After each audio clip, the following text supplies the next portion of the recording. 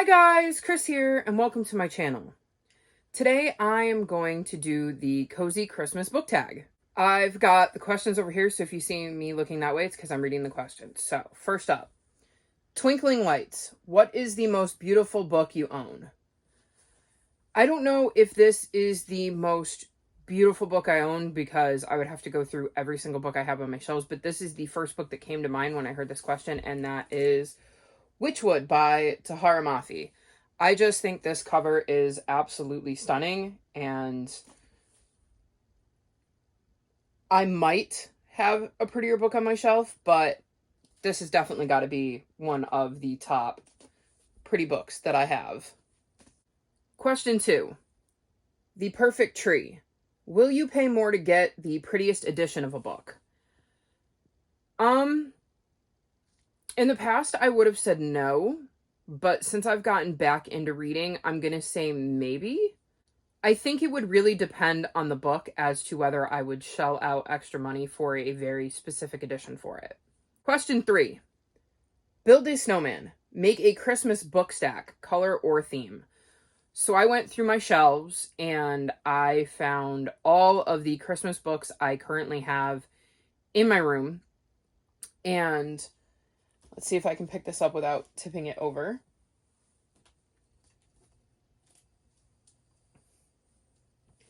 And see if I can get it in frame. So this is a Christmas book stack.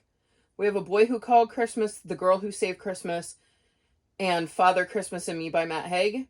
We have The Deal of a Lifetime by Frederick Bachman. I have that out from the library. 25 Days Till Christmas by Poppy Alexander. And I have that out from the library. A Christmas Carol by Charles Dickens.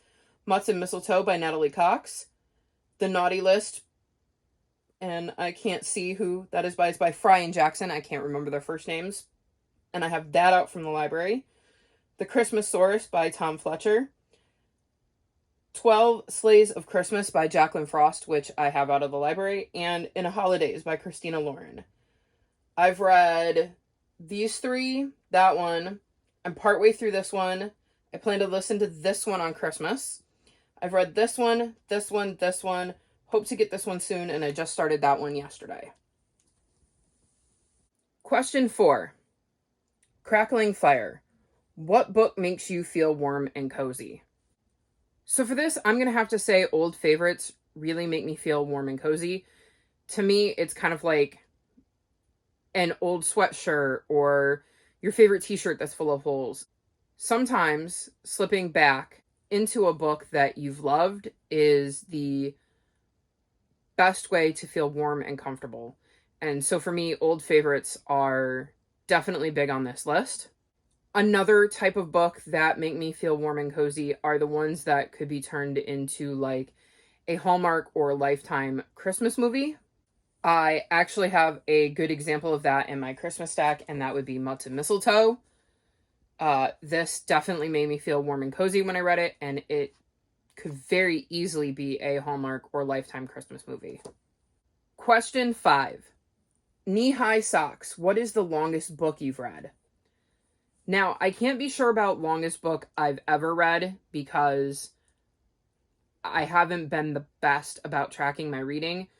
But based on what I would have guessed was my longest book, the fact that the longest book I read this year is longer than that, this might actually be the longest book I've ever read. And the longest book I read this year is Children of Blood and Bone by Tommy Ademi. I hope I said that right. This came in at 873 pages. This was the longest book I read this year, and since it topped what I would have guessed to be my longest book, it for sure could definitely be the longest book I've ever read. Ugly Sweaters. What's the ugliest book you own?